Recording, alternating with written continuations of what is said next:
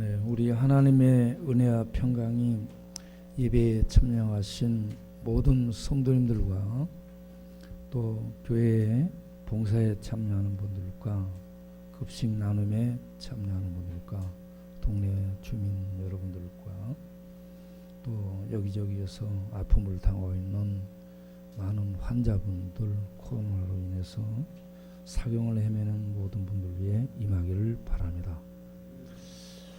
코로나 사태를 보면서 우리들이 지금 하나님 앞에 자비를, 은혜를 구하며 나아가고 있습니다.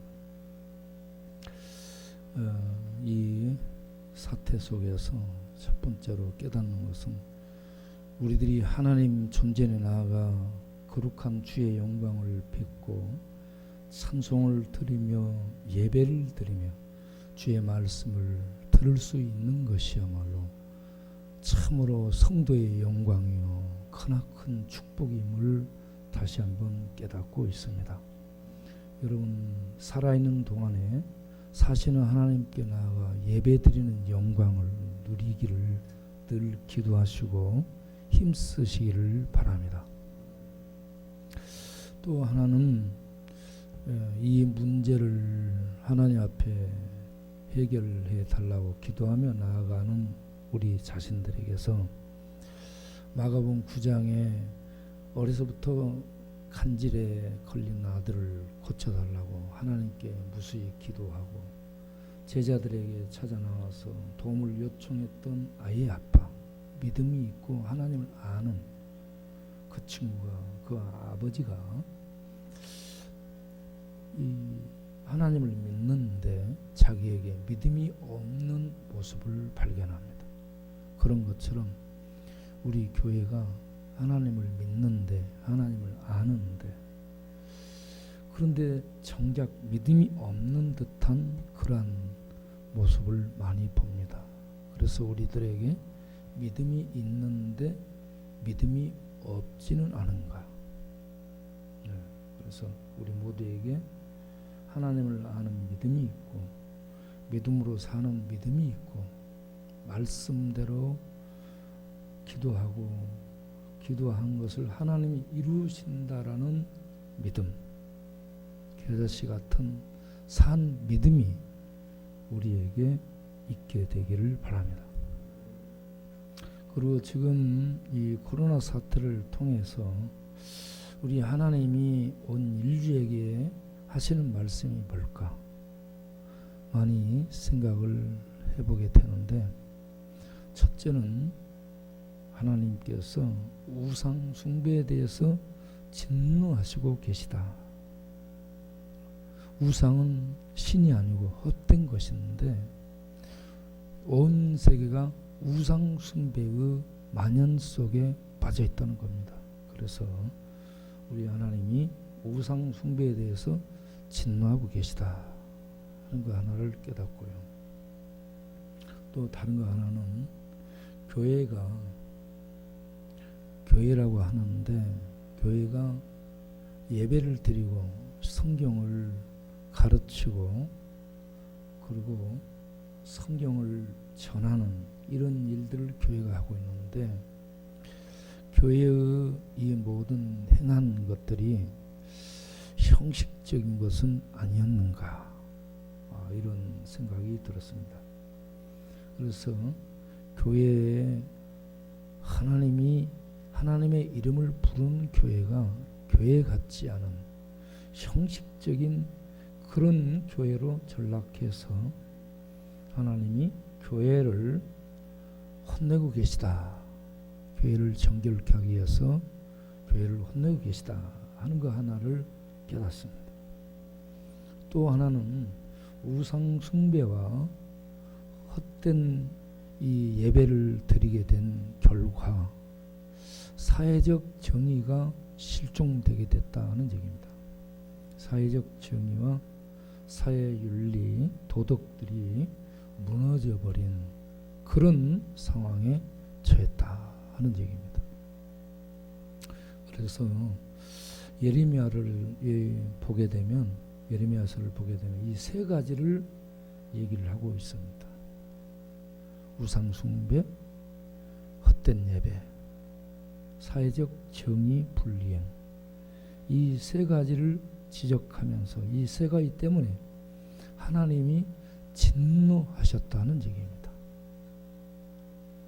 하나님이 진노하셨습니다. 1차적으로 하나님이 진노한 그런 이스라엘, 그 이스라엘을 하나님이 그렇게 도마에 올려놓고 법정에 이스라엘을 세워서 낱낱이 죄를 드러내면서 심판하시겠다라고 선언하고 그 심판하시겠다는 말씀대로 집행을 합니다. 역사 속에 그대로 진행됐음을 이스라엘의 역사가 말씀해 주고 있습니다. 그런데 거기서 끝나지 않고 하나님께서는 이 온 세계 이스라엘을 이렇게 징치하는 하나님이 그럼 온 세상 가만두느냐? 그것이 아니고 온 세상이 하나님의 통치 아래 있다. 그래서 온 세상을 향한 하나님의 그 진노를 말씀합니다. 그래서 예레미야서를 전체를 이렇게 읽게 되면 오늘의 이런 시대 상황, 이러한 이 전 세계적인 재앙과 두려움과 어려움이 왜 오게 되었는가 하는 그 실마리를 발견할 수 있게 되고요. 그리고 이걸 해결하기 위해서는 어떻게 해야 되는가, 해결 방법이 없는가, 그 해결 방법도 나온다는 얘기입니다. 그래서 오늘 예레미야서를 보면서 그 부분들을 짚어보도록 하겠습니다. 첫 번째는 우상 숭배에 대해서 이스라엘의 우상 숭배를 지적하는데 이거에 확대돼서 온 세계가 똑같이 하나님 백성입니다. 하나님 통치 아래 있는 하나님이 사랑하는 하나님의 백성들이죠. 그 중에 하나님 앞에 믿음으로 반응하는 그런 하나님의 사람들이 있는 반면 적대적이고 거부하는 그런 마귀를 추종하는 세력들도 있죠. 그래서 전 세계를 향해서 하나님이 이스라엘의 우상 숭배를 지적하며 전 세계의 우상을 얘기하고 있다. 우리는 이렇게 봐야 될 줄로 믿습니다.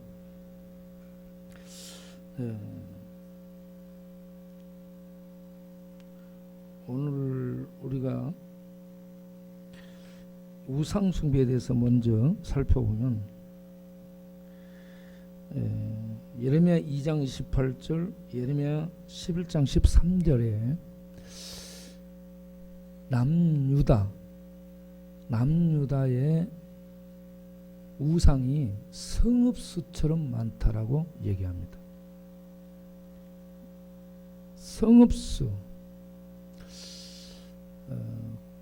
이 남유다가 땅을 분배받을 때 남방 땅과 산지 땅과 산지 성읍과 광야 성읍, 평지 성읍 해가지고 137개의 성읍을 할당받습니다. 그러면 그 우상이 성읍수와 같다라는 것은 성읍마다 우상이 있다라는 얘기입니다. 그리고 성읍마다 우상 숭배하지 않은 성읍이 하나도 없다라는 얘기입니다. 그래서 이스라엘의 전 이 족속들이 남한국 유다까지도 이렇게 타락을 했다라는 얘기입니다.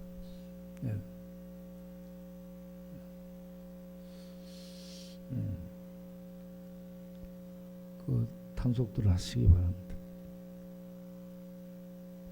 자, 성읍수와 같은데 그 숫자가 성읍수와 같은데 구체적으로 어떤 시이냐?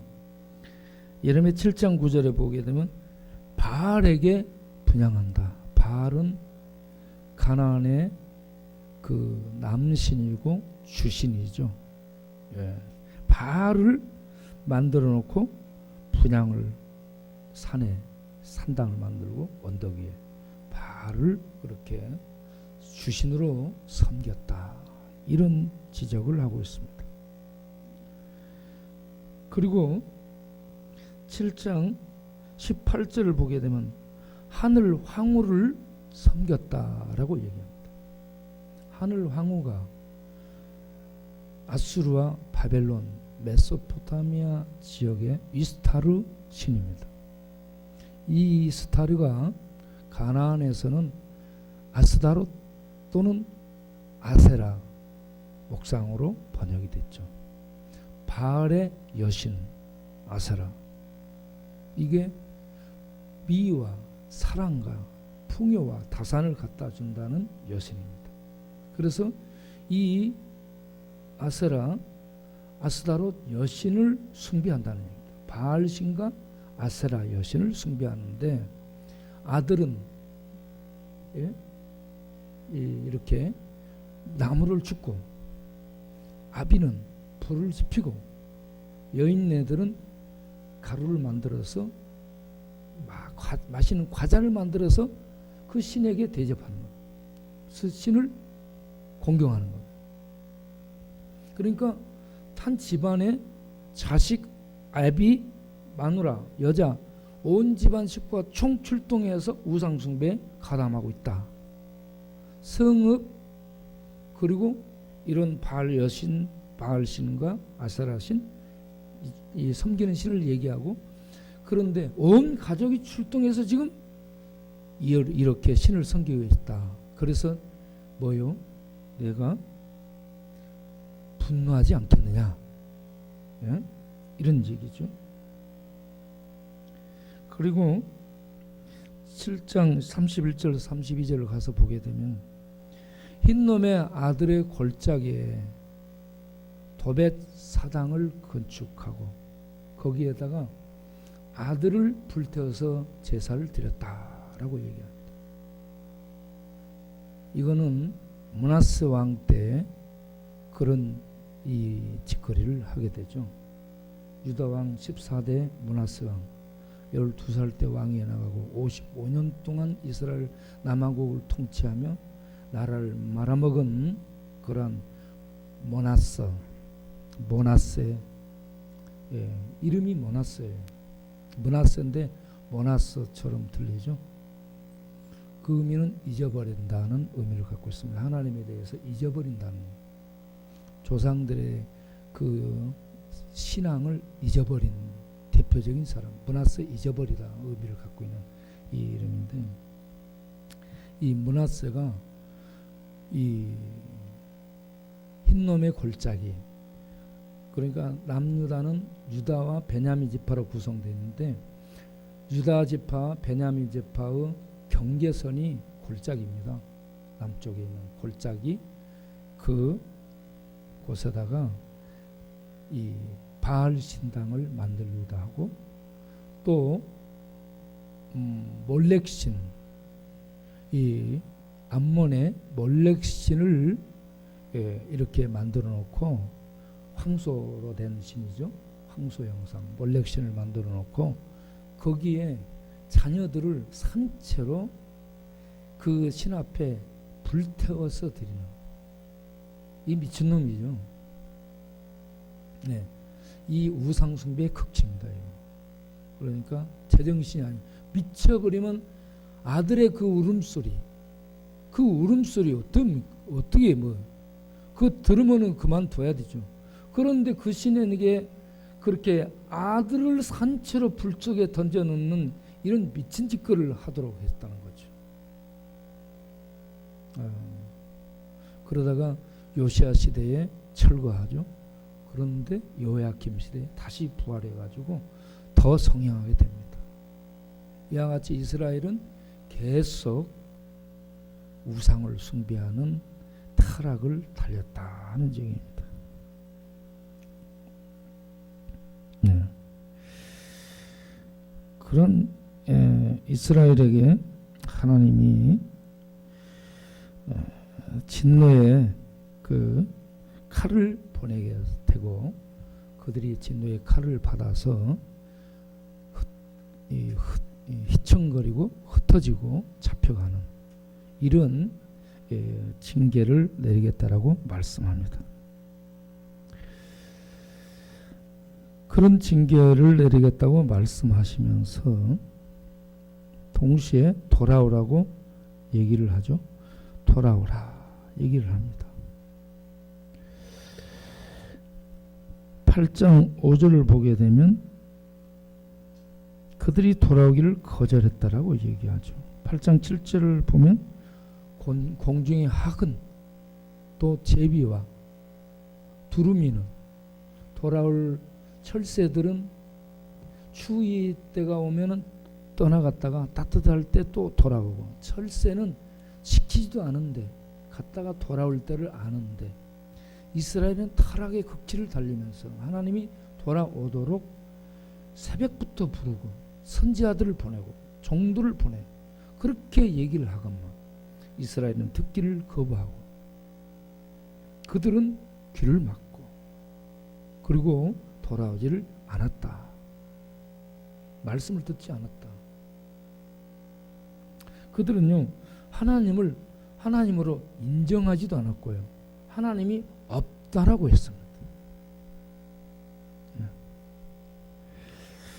하나님이 없다. 그래서 하나님이 그들을 향해 징계를 하는데 8장 10절을 보면 그들의 아내를 빼앗아서 다른 사람에게 주겠다라고 얘기합니다. 여러분 한 사람의 그 남편의 아내는 최고의 선물이죠. 그 아내를 빼앗아서 다른 사람에게 주어버리겠다. 제가 음성에 가서 거기에 같이 있는 음성 정경 형제 말고 그 옆에 돌아있는 다른 형제 잠깐 얘기를 했더니 목사님 하나님이 나에게 지혜와 재능을 주셔서 자격증이 20가지 이상 된다고 합니다. 아주 머리가 좋아가지고 하는 것마다 잘 됐고 그래서 돈을 무지 벌었답니다. 돈을 많이 벌어가지고 돈이 생기니까 내가 마음이 잘못 나가서 돈을 주색잡기에 다 탕진했다는 겁니다. 그러다 보니 마누라하고 이혼을 하고 쫓겨나서 갈 곳도 없이 여기까지 내몰리게 됐는데 지금 생각해 보니 자기 가족하고 사는 게 최고의 복이라는 걸 알았습니다. 내가 그 복마저 잃어버린 사람입니다. 지금 사람이 사는 게 아닙니다. 그러면서 방으로 저를 데리고 와서 조용하게 자기의 그 마음의 고백을 털어놨습니다. 자기의 가족하고 사는 것 최고의 복이에요. 돈, 좋은 집 아니 초과상관에 있으면 어떻습니까? 자기 가족하고 사는 게 최고의 복인데 그 복을 잃어버렸다라고 얘기합니다. 네. 그래서 지금 음성에서 다투고 쫓겨났습니다. 어디가 있냐? 컨테이너 박스 하나 갖다가 저 지금 언덕 위에 세워놓고 거기서 또 있습니다. 이거 괜찮나 그러니까 속 편합니다. 네. 광야에 가서 혼자 사니까 속 편하대. 보면 아내를 빼앗아서 다른 사람에게 준다. 그리고 8장 13절을 보면 소출이 없게 하겠다라고 얘기합니다. 포도나무, 무화과나무 이런 모든 열매에 소출이 없다라고. 여러분 하나님의 축복에야 소출이 있습니다. 수고내는데 열매가 없어요. 하나님이 빼앗아버리고 집을 지어놨는데 그 집에서 못 살게 하겠다는 거예요. 집을 지어놓고 다른 사람이 들어와서 그 집을 아우 집 좋네 그러고 살게 되고 농사 지어놓은 것도 다른 사람이 전부 다 빼앗아서 너희들 수고했다 그러고 먹게 되고 거기다가 전리품으로 여자들까지 빼앗아 버리게 돼요. 네. 그러면 망한 거죠. 완전히. 망한 것은 복을 잃어버렸다는 얘기입니다. 네. 그리고 8장 17절을 보면 술법으로도 제어할 수 없는 뱀과 독사를 보내서 물어 죽이겠다는 얘기입니다. 술법으로 제어할 수 없다는 것은 코로나 지금요 과학을 써도 의학을 총동원하고 정부의 총대책반이 만들어서 가동이 되고 있지만 코로나를 막지 못하고 지금 여기저기서 계속 퍼져나가고 있고요. 국경을 넘어서 퍼져나가고 있고요. 공산주의, 민주주의, 이슬람권 할 것 없이 다 지금 이게 휩쓸고 들어가고 있습니다. 그래서 그들을 뱀과 독사로 술법으로 무엇으로도 제어할 수 없는 하나님의 진노의 칼을 보내겠다라는 얘기고요. 쑥과 독국물을 마셔서 그들이 죽고 흩어지게 하겠다라고 말씀을 합니다. 9장 16절에. 그래서 하나님의 재앙이 지금 쳐들어가고 있는데 그 재앙이 들어가는 것을 9장 21절에는 사망이 창문으로 넘어 들어가고 사망이 궁실, 침실에 걸어 들어오며 사망이 창문으로 넘어 들어가고 사망이 침실, 궁실에 걸어 들어오며 사망이 거리에서 청년들을 멸절하리라. 멸절한다는 것은 죽인다는 얘기입니다. 이와 같이 우상 숭배한 이스라엘에 대해서 하나님이 징계를 하시겠다라는 얘기입니다. 그리고 두 번째는 그들의 예배가 헛된 예배라는 것을 얘기합니다. 예레미야 7장 4절을 보게 되면 이곳이 여호와의 전이라 여호와의 전이라 여호와의 전이라 하는 말을 믿지 말라. 거기 가서 예배 드리는 거예요. 제사 드리는 거예요. 예. 그들의 제사가 헛된 제사이기 때문에 이거는 성전이 아니다라고 얘기를 하고 있는 겁니다. 7장 11절을 보면 그들은 거기에서 예배 드린다 하면서 그곳을 강도의 소굴, 도둑놈의 소굴로 만든 도둑놈 집단이 됐다라는 얘기입니다. 그들의 성전은 성전이 아니고 그들의 예배는 예배가 아니고 뭐예요? 탐욕가, 정욕가, 도둑놈들이 그 목적을 달성하는 그런 곳이 됐다. 하나님이 없으면 아무리 큰 성전도 도둑놈 소굴이 되고요. 아무리 적고 초라해도 하나님 계시면 거룩한 성전이 된 줄로 믿습니다. 그래서 이 말씀들을 읽을 때 마음속에 눈물이 나오죠. 하나님의 성전이 얼마나 하나님의 화가 났으면 이거 성전 아니다. 강도의 소굴이다. 도둑놈의 아지트다. 이렇게 이 불을 뿜으면서 지금 토로하고 있겠는가. 어쩌면 한국 교회가 예배는 무성하고 성경 공부는 무성하고 이런저런 모임 프로그램은 무성한데 하나님 없이 부와 성공과 세상 번영을 만들어가기 위한 집단은 아니었는가. 한국교회를 바라보면 이것이 성전이 아니다 하는 하나님의 말씀이 이렇게 참 저 영혼의 북처럼 들려오는데 우리 교회들이 하나님을 뵙고 하나님을 모시고 하나님께 예배드리고 하나님께 말씀 듣는 그런 교회로 회복되기를 바랍니다. 네. 자, 이렇게 예배가 무너졌다는 얘기죠. 그런 예배가 무너진 그들은 사회적 정의를 또 버렸죠.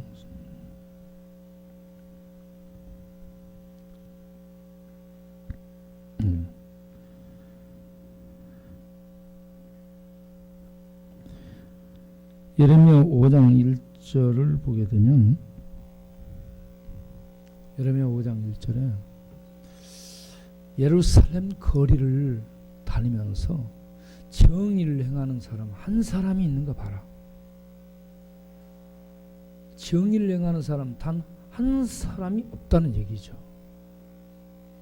왕과 관리들과 제사장, 선지자, 평민 모든 이 사람의 자녀들의 어린아이에 이르기까지 모두를 통틀어서 하나님의 정의를 행하는 사람이 한 사람도 없다.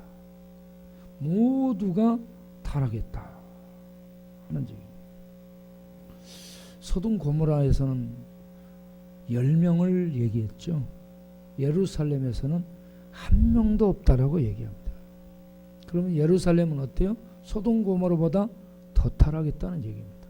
하나님의 이름으로, 종교의 이름으로, 예배의 이름으로 이렇게 모이는 집단인데 소돔 고모라 죄악의 도성보다 더 타락한, 그러니 하나님이 심판하지 않겠어요?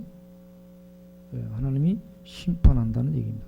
심판은 더러운 이 똥처럼 냄새나고 썩어 더러워진 존재, 지옥불에 던지는 인간들은 하나님이 악한 거 아니라 마귀와 귀신처럼 더러워진 그러한 존재들을 지옥 쓰레기장으로 던지는 처리를 하는 것을 심판이라고 말하죠. 예. 그래서 인간 마지막 심판 때는 하나님이 악하고 잘못된 게 아니라 인간이 귀신화돼서 더러워져 있습니다. 그러니까 지옥불에 귀신 마귀를 잡아 던지는 그 지옥불에 귀신화된 더러운 그 존재들, 그들을 인간으로 보지 않고 잿덩어리, 더러운 잿덩어리 귀신으로 보고 잡아 던지는 쓰레기장으로 던지는 것이죠. 거기에다가 인간을 지배하는 죄와 죽음과 저주의 사망의 세력까지 통틀어서 제거해버리는, 그래서 죄의 세력들을 싹 쓸어버리는 것이, 쓸어서 지옥 쓰레기불에 던지는 것이 이 심판이죠.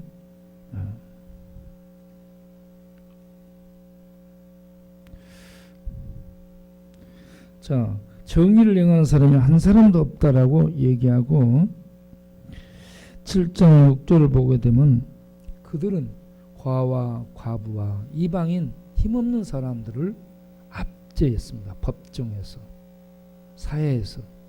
힘 있는 사람들은 상아집에 이 상아, 코끼리 상으로 수입한 상에서 밥 먹고 포도주에 취하고 악기를 불러 연주하고 악단을 불러 연주하는데, 가난한 사람들은 그 술, 그 찌꺼기 그것도 먹을 게 없는 그런 상태에서 신한컬레 값에 팔리는 이런 비참한 상황을 아모스서에 얘기하고 있는데, 이와 같이 사회적 정의가 없어지면서 힘없는 과와 과부, 이방인들이 짓밟힘을 당했다.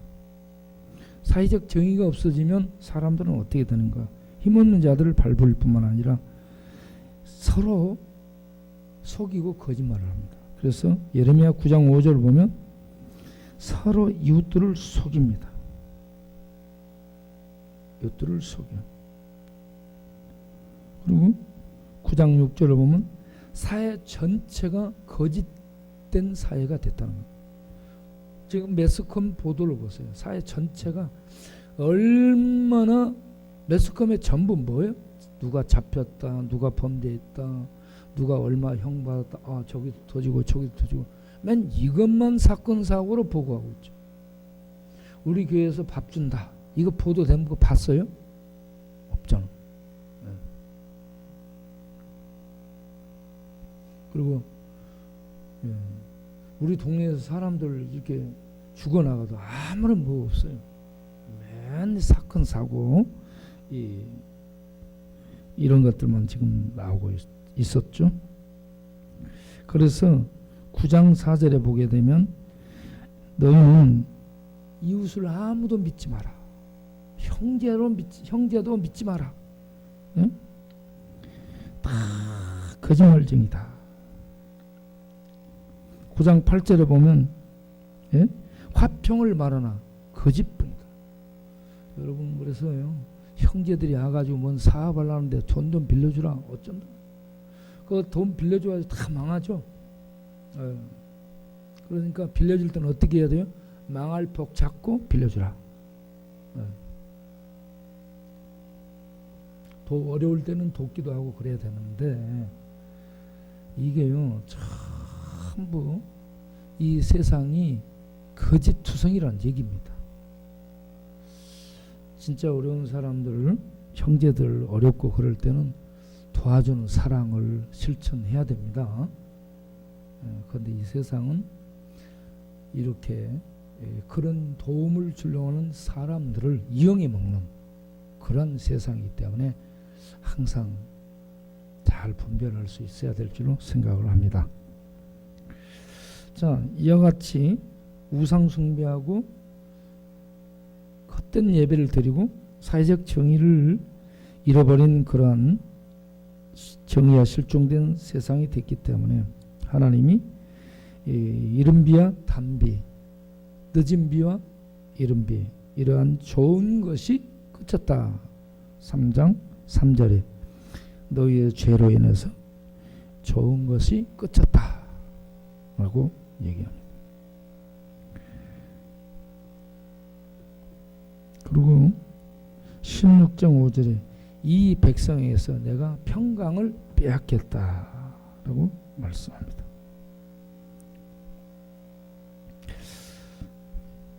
그러면서 오늘 우리가 읽었던 이 말씀, 남유다를 이렇게 북왕국 이스라엘 망했어요. 그리고 남유다가 지금 이렇게 하나님의 심판 징계 아래 있게 되고 이렇게 처리를 하겠는데, 그러면 세상은 놔두겠느냐? 세상도 하나님이 똑같이 다루겠다, 심판하겠다 하는 말씀입니다. 그래서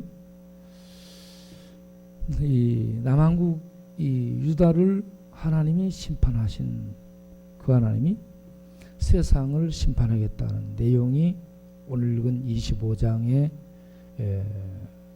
16절부터 애굽에 대해서 쭉 얘기하고, 그리고 마지막에 바벨론에 대해서 얘기를 하는데, 이 내용이 예레미야 46장에서부터 51장까지 가게 되면 길게 나눠서 세세하게 다시 똑같은 심판을 반복해서 얘기합니다. 심판을 분명히 하겠다는 얘기거든요. 그래서 그들이 심판받게 되는 상황이 하나님의 손에 있는 진노의 잔을 마신 것으로 얘기합니다.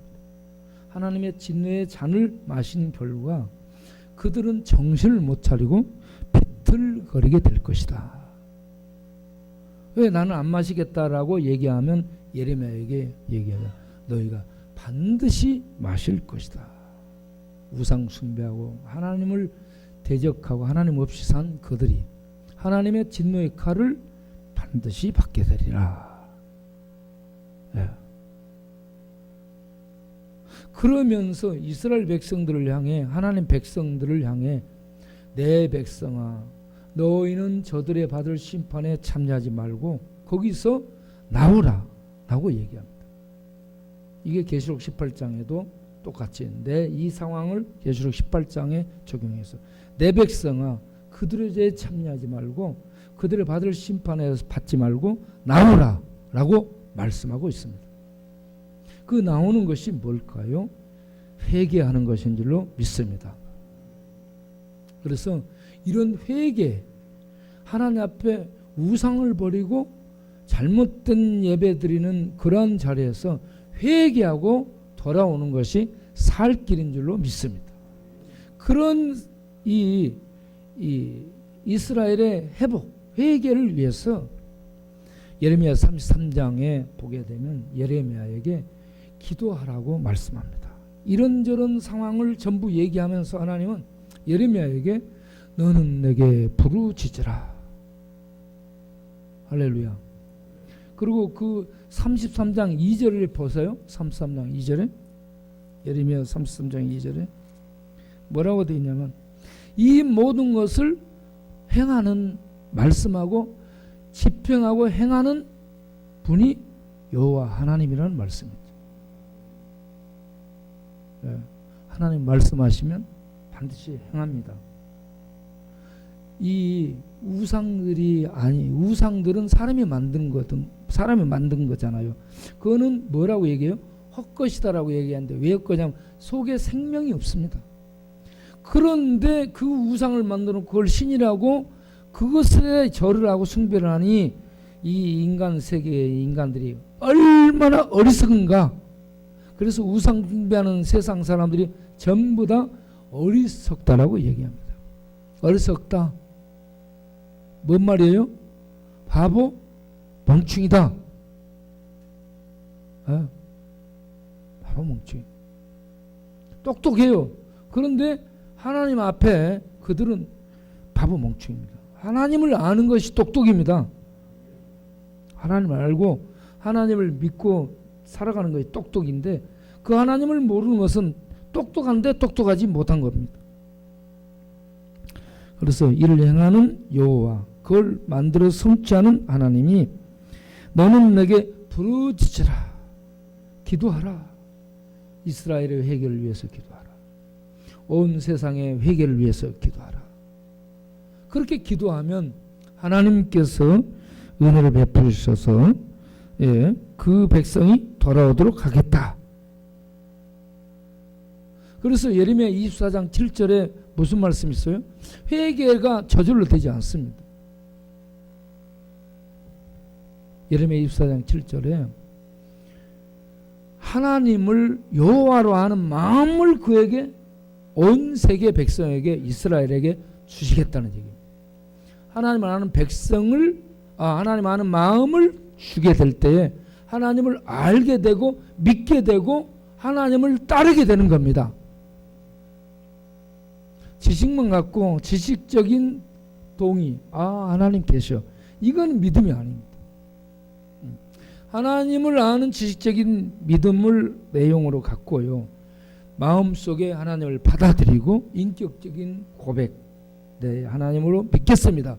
그리고 받아들이고 따르겠다는 이런 것까지 고백했을 때 그게 믿음이죠. 이런 믿음을 갖게 되는 것이 그냥 되지 않고 하나님의 은혜로 하나님이 아는 마음을 그들에게 줄 때 가능하다는 얘기입니다.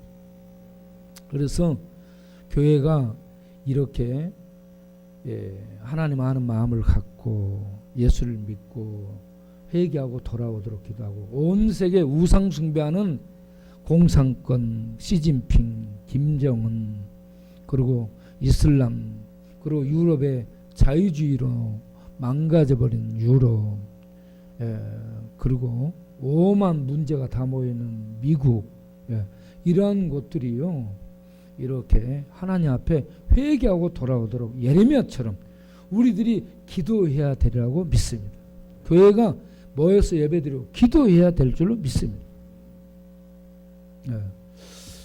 저는 이 링컨의 기도와 그리고 트럼프의 기도가 참 마음에 닿아요. 링컨이 남북전쟁 당시에 북군이 남군에게 밀리게 되고 전투에 참가한 수많은 젊은이들이 죽어가는 모습을 봅니다. 명분은 노예 해방. 얼마나 좋은 주제인데 거기에 그 주제 아래 모여서 싸움에 참가한 자들이 죽어나가. 그리고 남군을 어떻게 꺾을 방법이 없는 거예요. 그래서 링컨이 깨달은 게 이 전쟁은 사람의 힘으로 안 된다는 걸 알게 됩니다. 사람의 힘으로 안 된다는 걸 알고 기도를 하기 시작해요. 그래서 기도를 몇 시간씩 하고 매일 1시간 이상은 의무적으로 기도를 했습니다. 그때 강요들이 와가지고 그러면 우리도 기도에 참여하겠습니다. 그러면서 뭐라고 기도한다 했죠? 하나님이 우리 편이 되게 해달라고 기도하겠다라고 하니까 링컨이 안 돼. 그렇게 기도하면 안 된다. 어떻게 기도하라 했어요? 우리가 하나님 편이 되게 해달라고 기도를 하라라고 얘기했어요. 뭔 말이에요? 하나님이 우리 편을 들어서 우리를 축복하고 우리만 지켜두고 그렇게 하지 말고 우리가 하나님 뜻을 알고 하나님 뜻에 순종하고 하나님 백성이 되어 따르겠으니 우리를 하나님의 뜻대로 사용하옵소서. 이러한 기도를 드리라는 얘기입니다. 오늘날 교회가 이렇게 하나님의 뜻을 알고 하나님의 뜻대로 따르겠사오니 주여 교회를 교회되게 해주시고 교회의 백성들을 통해 이 세상에 하나님의 축복이 흘러가도록 주여 은혜를 베풀어 주옵소서. 이렇게 기도해야 될 줄로 믿습니다. 그리고 그 트럼프 대통령이 제가 하나님과 트럼프라는 책을 지금 보고 있는데 참 은혜스러워요.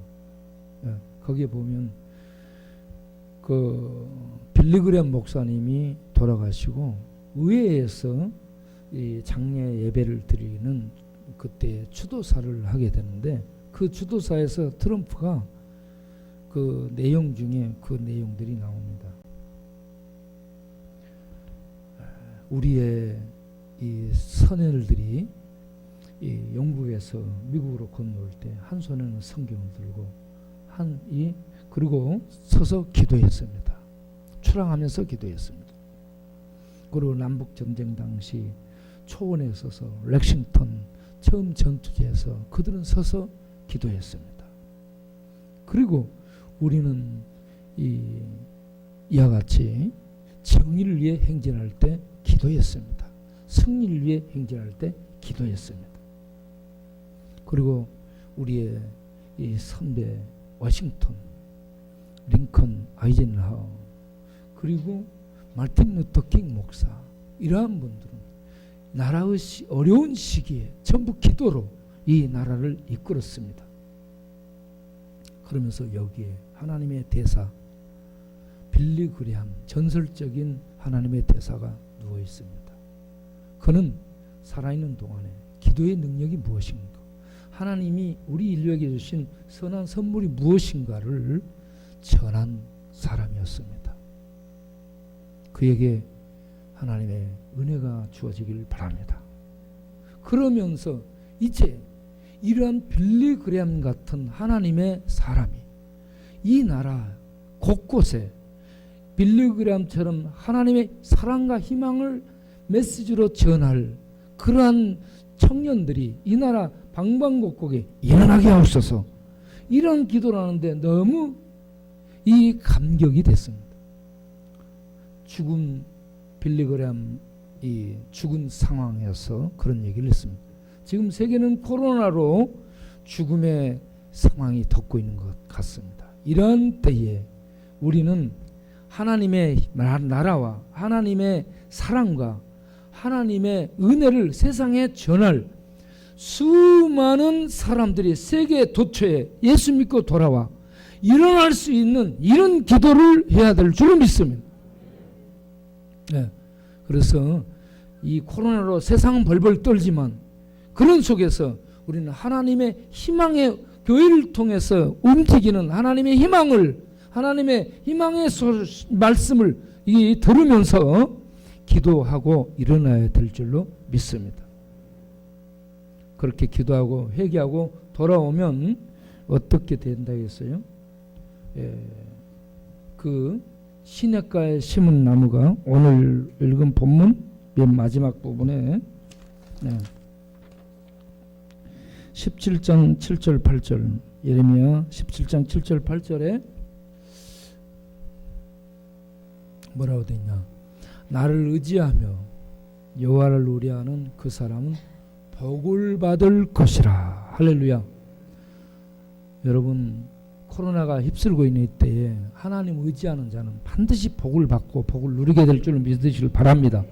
그 다음 기절을 보세요. 어떤 복을 받는가? 시냇가에 심겨진 나무가 세상은 감으로써 다 말라 죽어가, 세상은 이런저런 기근 재앙으로 죽어가, 하나님 그러나 이 시냇가에 심은 나무가 푸르르고 열매가 맺는 것처럼 하나님을 믿고 의지하는 자는 이 땅에 있지만 하나님께 뿌리가 내려져 있고 그와 하나님이 함께하기 때문에 하나님이 돌보시고 축복하셔서 번창하고 풍성함을 누리며 맛보며 살게 된다는 얘기입니다. 우리 모든 예배에 참여하는 성도님들 그리고 진실로 주를 의뢰하는 하나님의 백성들 위해 시냇가에 심은 나무가 푸르르고 그 열매들이 풍성히 맺혀져서 그 열매를 누리는 복을 향유하는 것처럼 이런 은혜와 복을 누리고 나누고 세상에 베풀며 희망을, 세상에 하나님이 희망임을 전하는 하나님의 사람들로 살아가는 축복이 임하기를 바랍니다. 기도하겠습니다. 하나님 감사합니다. 예레미야를